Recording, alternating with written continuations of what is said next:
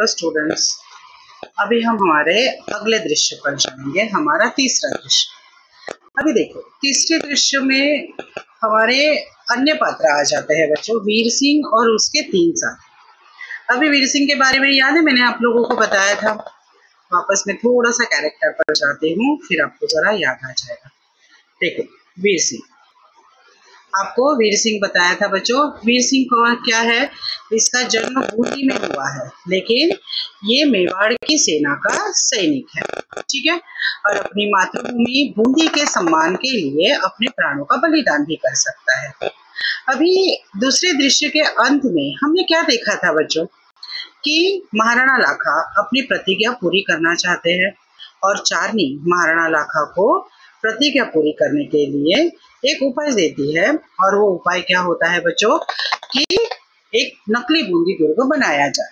अभी इसको मैं आपको थोड़ा सा पिक्चर के हिसाब से थोड़ा सा समझाने का प्रयास करती हूँ। देखो,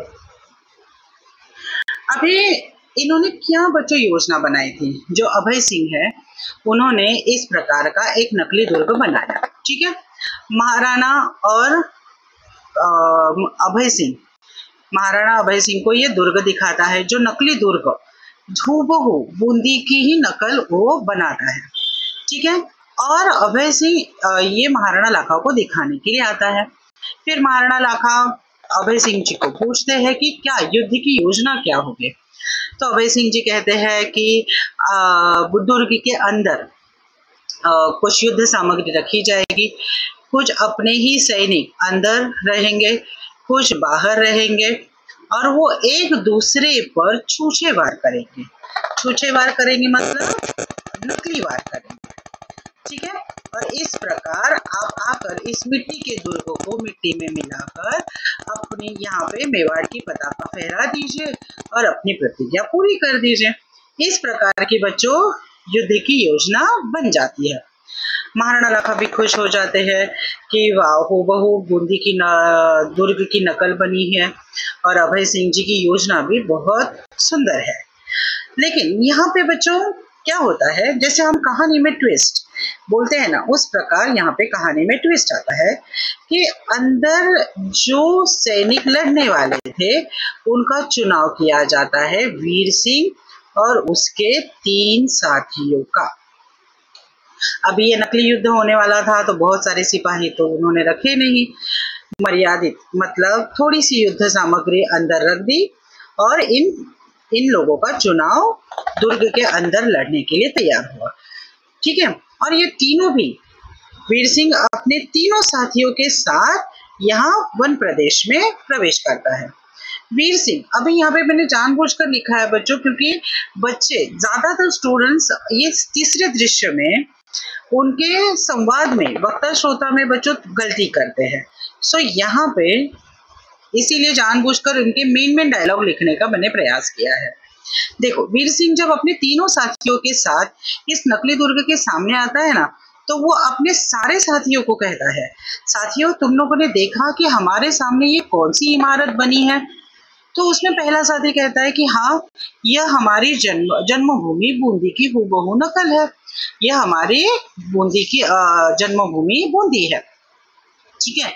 तो इस पर वीर सिंह क्या कहता है पता है, कि तुम लोग जानते हो महाराणा लाखा अपनी प्रतिज्ञा पूरी करने के लिए क्या करना चाहते हैं, कि इस बूंदी को मिट्टी में मिलाना चाहते हैं, मतलब इस बूंदी दुर्ग को मिट्टी में मिला देना चाहते हैं। तो क्या ये हमारे वंश का मान मंदिर है, तो क्या हम इसका अपमान होने देंगे। तो अभी वीर सिंह को इतने उत्तेजित बोलते हुए देखकर बच्चों दूसरा साथी तुरंत बोल बैठता है, अरे यह तो नकली बूंदी है। लेकिन इस पर बच्चों वीर सिंह बहुत क्रोधित होता है और कहता है, धिक्कार है तुम पर, नकली बूंदी भी हमें प्राणों से प्रिय है। जहाँ एक भी हाड़ा मौजूद है, वहां नकली बूंदी का भी कोई आसानी से अपमान नहीं कर सकता। और वो क्रोधित होकर और क्या कहता है बच्चों, कि आज महाराणा आश्चर्य के साथ देखेंगे कि यहाँ की चप्पा चप्पा भूमि सिसोदिया और हाड़ाओं के खून से लाल होगी। अभी देखो बच्चों, वीर सिंह को इतना क्रोधित हुए देखकर तीसरा साथी तुरंत बोल बैठता है कि अरे हमारा शरीर महाराणा के नमक से बना है, हमें उनकी इच्छा के विरुद्ध तलवार नहीं उठाना चाहिए, या हम उनकी इच्छा में व्याघात व्याघात मतलब क्या बच्चों, उनकी इच्छा में रुकावट कैसे डाल सकते हैं। लेकिन इस पर बच्चों वीर सिंह बहुत सुंदर तरीके से जवाब देता है बच्चों, और जिस जन्मभूमि में हम खेलकर बड़े हुए, तो क्या उसका अपमान हम सहन कर सकते हैं। उसके बाद वो कहता है अपने तीनों साथियों से, बच्चों जब भी मेवाड़ की स्वतंत्रता पर आक्रमण हुआ, हमने महाराणा की ओर से तलवारें उठाई, लेकिन जब हमारी मातृभूमि के सम्मान की बारी आएगी, तो महाराणा की दी हुई तलवारें उनके चरणों में रखेंगे और अपनी मातृभूमि के लिए लड़ेंगे। और इस प्रकार पहला साथी वापस बोलता है बेटा बच्चों की निश्चय ही जहाँ बूंदी है वहाँ हाड़ा है, और जहाँ हाड़ा है वहाँ बूंदी है। ठीक है ना, कोई भी नकली बूंदी का भी अपमान नहीं कर सकता। और इस प्रकार बच्चों वीर सिंह के साथ ये तीनों साथी प्रतिज्ञा लेते हैं कि जब तक एक भी हाड़ा जीवित है, नकली बूंदी की भी हम प्राणों से भी अधिक रक्षा करेंगे। और इस प्रकार बच्चों अभय सिंह जी ने जो छूछेवार करने या फिर नकली युद्ध करने की जो योजना बनाई थी, वो पूरी योजना मिट्टी में मिल जाती है और यह युद्ध असली युद्ध में परिवर्तित हो जाता है।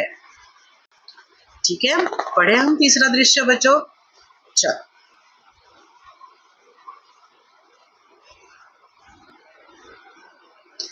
तीसरा दृश्य, चित्तौड़ के निकट एक जंगली प्रदेश, नकली दुर्ग का मुख्य दरवाजा, महाराणा लाखा और सेनापति अभय सिंह का प्रवेश।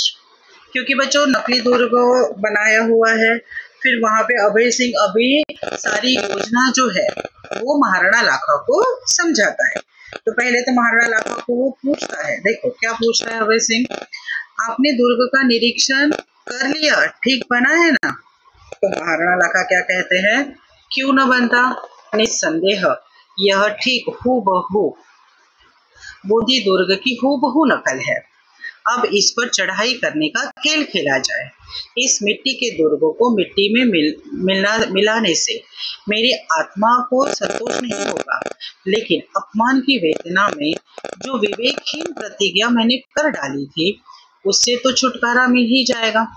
उसके बाद फिर ठंडे दिमाग से सोचना होगा कि बूंदी को मेवाड़ की अधीनता स्वीकार करने के लिए किस तरह बाध्य किया जाए, मतलब किस तरह मजबूर किया जाए। मतलब महाराणा लाखा अभी उन्हें यह तो पता चला बच्चों, उन्होंने जो विवेकहीन प्रतिज्ञा ली उससे उनको छुटकारा मिल जाएगा, लेकिन वो अभी भी चाहते हैं कि बूंदी मेवाड़ की अधीनता स्वीकार करे। इस पर अभय सिंह कहते हैं बच्चों, निश्चय ही महाराज, शीघ्र ही बूंदी के पठारों पर सिसोदियों का सिंहनाद होगा। सिंहनाद मतलब विजय का डंका जो है वो बजेगा, या फिर विजय की ललकार होगी। अच्छा, अब हम लोग आज के रण की तैयारी करें। रण मतलब युद्ध की तैयारी करें। तो महाराणा अभय सिंह को पूछते हैं, किंतु यह रण होगा किससे? इस दुर्ग में कोई तो हमारा पथ प्रतिरोध करने वाला होना चाहिए, मतलब हमारा रास्ता रोकने वाला होना चाहिए। इस पर अभय सिंह कहते हैं बच्चों देखो, हाँ, खेल में तो कुछ वास्तविकता आनी चाहिए। मैंने सोचा है दुर्ग के भीतर अपने ही कुछ सैनिक रख दिए जाएंगे, जो बंदूकों से हम लोगों पर छूछे वार करेंगे, मतलब खाली वार। ठीक है ना, कुछ घंटे ऐसा ही खेल होगा और फिर यह मिट्टी का दुर्ग मिट्टी में मिला दिया जाएगा। अच्छा, अब हम चले। और इस प्रकार बच्चों अभय सिंह महाराणा लाखा दोनों भी वहां से निकल जाते हैं, दोनों का प्रस्थान हो जाता है। लेकिन दूसरी ओर से वीर सिंह और उसके तीनों साथियों का प्रवेश होता है। अभी देखो, जैसे मैंने उस पिक्चर में समझाया था, वो देखो वीर सिंह क्या कहता है, मेरे बहादुर साथियों, तुम देख रहे हो कि हमारे सामने यह कौन सी इमारत बनाई गई है? तो पहला साथी कहता है कि हाँ सरदार, यह हमारी जन्मभूमि बूंदी का दुर्ग है। इस पर वीर सिंह कहता है, और तुम जानते हो महाराणा इस गढ़ को जीतकर अपनी प्रतिज्ञा पूरी करना चाहते हैं, किंतु क्या हम लोग अपनी मातृभूमि का अपमान होने देंगे? यह हमारे वंश के मान का मंदिर है, क्या इसे मिट्टी में मिलने देंगे? तो अभी दूसरा साथी थोड़ा सा वीर सिंह के इस कथन से थोड़ा सा वो हिल जाता है। वो कहता है कि अरे किंतु यह तो नकली बूंदी है। लेकिन वीर सिंह इस पर क्रोधित होता है। बच्चों, धिक्कार है तुम्हें, नकली बूंदी भी प्राणों से अधिक प्रिय है। जिस जगह एक भी हाड़ा है वहां बूंदी का अपमान आसानी से नहीं किया जा सकता। आज महाराणा आश्चर्य के साथ देखेंगे कि यह खेल केवल खेल ही नहीं रहेगा, यहाँ की चप्पा चप्पा भूमि सिसोदियों और हाड़ाओं के खून से लाल हो जाएगी। इस पर बच्चों तीसरा साथी डर कर क्या कहता है, देखो, लेकिन सरदार, हम लोग महाराणा के नौकर हैं, क्या क्या महाराणा के विरुद्ध तलवार उठाना हमारे लिए उचित है? हमारा शरीर महाराणा के नमक से बना है, हमें उनकी इच्छा में व्याघात नहीं पहुंचाना चाहिए। तब बच्चों वीर सिंह जवाब देता है इस पर, और जिस जन्मभूमि की धूल में खेलकर हम बड़े हुए हैं उसका अपमान भी कैसे सहन किया जा सकता है? जब कभी मेवाड़ की स्वतंत्रता पर आक्रमण हुआ, हमारी तलवार ने उनके नमक का बदला दिया है, लेकिन जब मेवाड़ और बूंदी के मान का प्रश्न आएगा, मतलब उसके सम्मान का प्रश्न आएगा, हम मेवाड़ की दी हुई तलवारें महाराणा के चरणों में चुपचाप रखकर विदा लेंगे और बूंदी की ओर से प्राणों की बलि देंगे। आज ऐसा ही अवसर आ पड़ा है, मतलब ऐसी ही अपॉर्चुनिटी है। तो पहला साथी वापस बोलता है, बच्चों देखो, निश्चय ही जहां बूंदी है वहां पर हाड़ा है, और जहां पर हाड़ा है वहां पर बूंदी है। कोई नकली बूंदी का भी अपमान नहीं कर सकता। जन्मभूमि हमें प्राणों से भी अधिक प्रिय है। और इस पर वीर सिंह अपने सभी साथियों को बच्चों पुकारते हुए या फिर उनका हौसला बढ़ाते हुए क्या कहता है, मेरे वीरों, तुम अग्निकुल के अंगारे हो, अपने वंश की आभा को क्षीण न होने देना। आभा मतलब उसकी चमक को कम मत होने देना। प्रतिज्ञा करो कि प्राणों के रहते हम इस नकली दुर्ग पर मेवाड़ की राज्य पताका को स्थापित न होने देंगे। सभी लोग बच्चों, सभी लोग मतलब वीर सिंह के साथ उसके तीनों साथी प्रतिज्ञा करते हैं। हम प्रतिज्ञा करते हैं कि प्राणों के रहते इस दुर्ग पर मेवाड़ का ध्वज न फहराने देंगे। इस पर वीर सिंह कहता है, मुझे आप लोगों पर अभिमान है और बूंदी आप जैसे पुत्रों को पाकर फूली नहीं समाती। जिस बूंदी में ऐसे मान के धनी पैदा होते हैं उस पर संसार आशीर्वाद के साथ फूल बरसा रहा है। चलो हम दुर्ग की रक्षा की तैयारी करें। और इस प्रकार बच्चों तीसरा बच्चों देखो दृश्य भले ही छोटा है, लेकिन इस तीसरे दृश्य में बच्चे कंफ्यूज हो जाते हैं कि ये सारे डायलॉग्स किसने बोले हैं, कि ये नकली बूंदी है, हमने महाराणा का नमक खाया है, यह हमारी जन्मभूमि है। और इसीलिए बच्चों वो छोटा सा प्रयास मैंने किया था, आशा है तुम लोगों को याद रहेगा। अभी देखो, अभी चौथे दृश्य में हमारा अंतिम दृश्य है। अभी उन्होंने बच्चों बहुत ऐसे एक्सप्लेन नहीं किया है, उन्होंने डायरेक्टली यहाँ बोला है कि युद्ध शुरू हो चुका है। ठीक है, युद्ध शुरू हो चुका है, सुबह से लेकर शाम होने आई, मतलब सूर्य डूबने को आया, लेकिन फिर भी युद्ध खत्म होने का नाम नहीं। तो महाराणा लाखा अभय सिंह को भी पूछते हैं कि अरे क्या बात है, अभी तक मुझे लगा था कि ये घड़ी दो घड़ी का खेल होगा और ये खत्म हो जाएगा।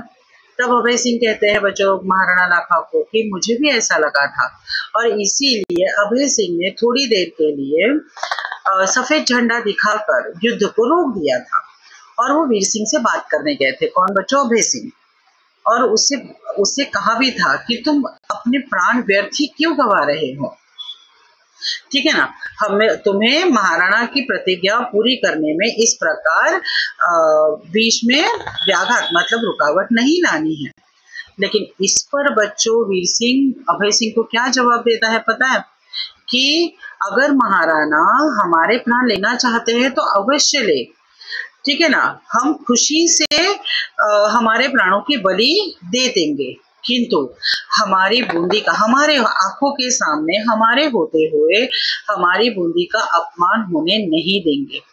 ठीक है ना। इस पर बच्चों महाराणा लाखा को उन पर प्राउड फील होता है, मतलब उनकी वीरता पर, उनके जन्मभूमि के प्रति जो आदर भाव है उनके मन में, उस पर वो बहुत उनकी प्रशंसा करते हैं। लेकिन क्या कर सकते हैं, महाराणा लाखा को बच्चों अपनी प्रतिज्ञा तो पूरी करनी ही थी, ठीक है ना। और इस प्रकार बच्चों महाराणा लाखा को उनके प्राण लेने पड़ते हैं। सभी वीर सिंह के साथ उनके सभी साथी मारे जाते हैं। मारे जाने के पश्चात महाराणा लाखा को बहुत पश्चाताप होता है कि मैंने ये सब क्या किया। उसी वक्त बच्चों चारनी का प्रवेश होता है युद्ध भूमि में। युद्ध भूमि में मतलब जहाँ पे वो नकली युद्ध हो रहा था। और तब चारनी कहती है कि जानबूझकर अभी वो कहती है बच्चों कि अब तो आपने अपने माथे का कलंक धो दिया, ठीक है ना, अब तो आपके कलेजे को ठंडक पहुंची। इस प्रकार चारनी महाराणा लाखा को कहती है। लेकिन महाराणा लाखा यहाँ पे बच्चों बहुत दुखी है। वो अपने आप को दोषी मान रहे हैं कि पता नहीं कि किस बुरी सायत में, मतलब कौन से बुरे मुहूर्त में मैंने इस प्रकार की प्रतिज्ञा ले ली, ठीक है ना। इस वीर सिंह या फिर जो भी हाड़ा लोग हैं बच्चों, उनको अधीन करने का या फिर हाड़ा वंश को अधीन करने का उन्होंने प्रयास किया।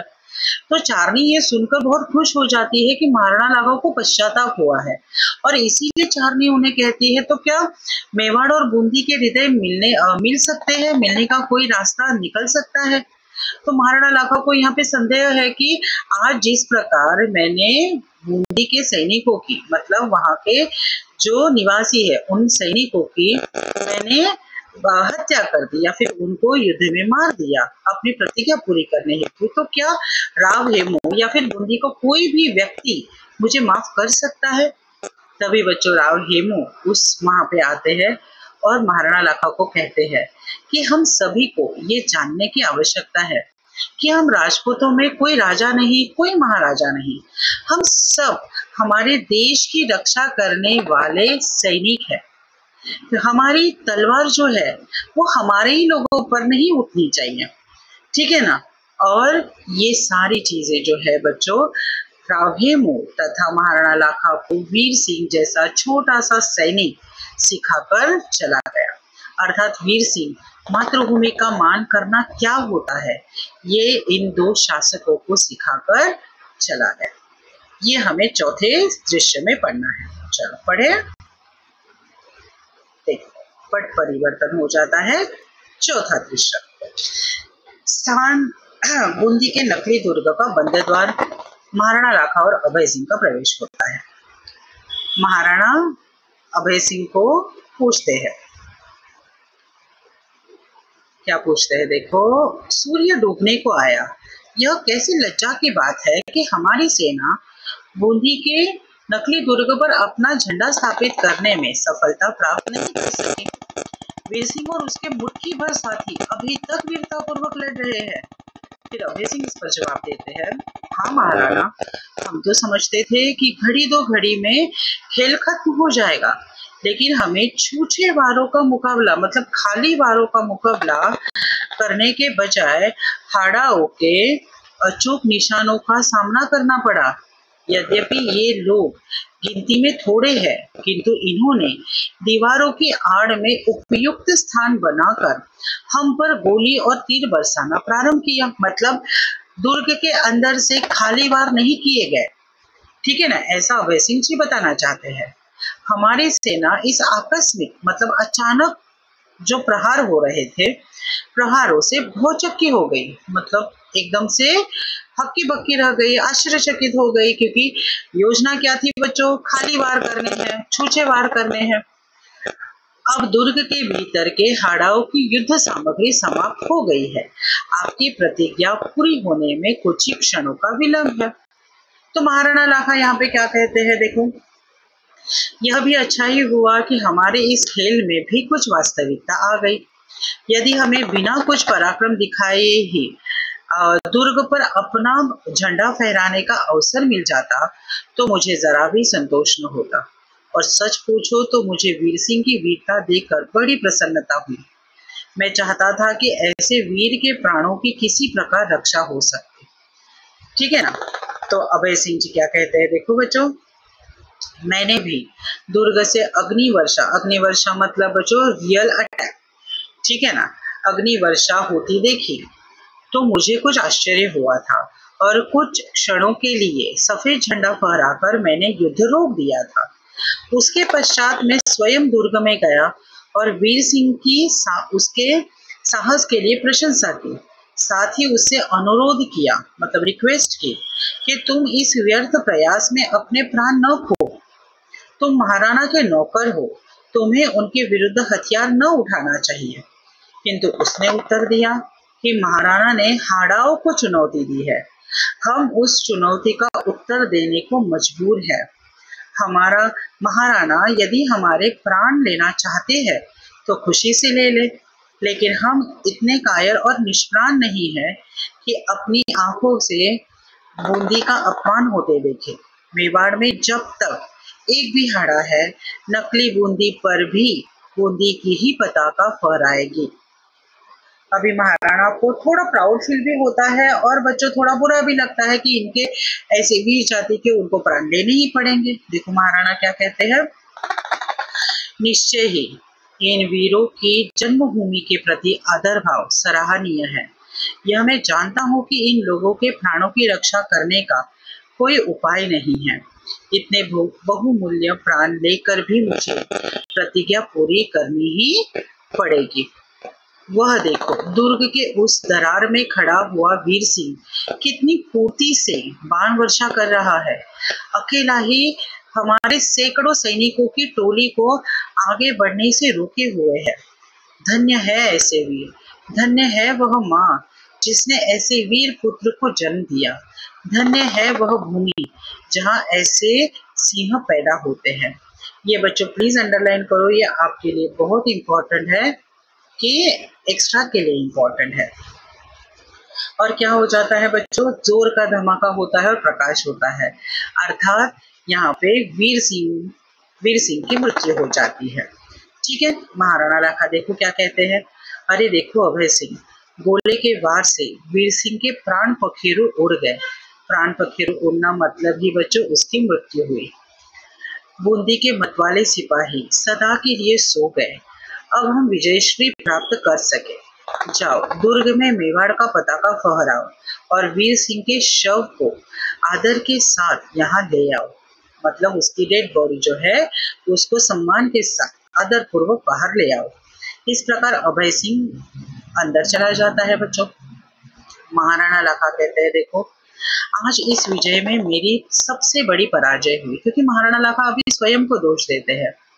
व्यर्थ के दंभ ने आज कितने ही निर्दोष प्राणों की बलि ले ली।